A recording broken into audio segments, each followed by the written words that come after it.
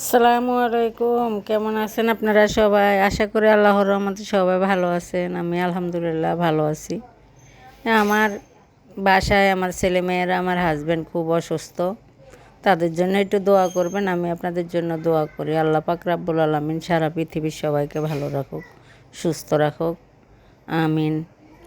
আমি আজকে রান্না করতেছি যেই ডাল দিয়া, চিংড়ি মাছ দিয়া একসাথে সবজি পাক করতেছি। একবার রান্না করে খাইয়ে দেখবেন আমার দেশ বিদেশের ব্যাচেলার ভাই বোনেরা, সেই স্বাদ, সেই মজা।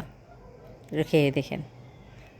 যে চিংড়ি মাছ দিছি, রান্না করছি, আমি খাচ্ছি। আলহামদুলিল্লাহ অনেক স্বাদ হয়েছে, অনেক মজা হয়েছে। তারপরে আবার লতি রান্না করছিলাম শুটকি দিয়া, ওই যে আপনারা হয়তো দেখেন নাই। আসসালামু আলাইকুম, সবাই ভালো থাকবেন।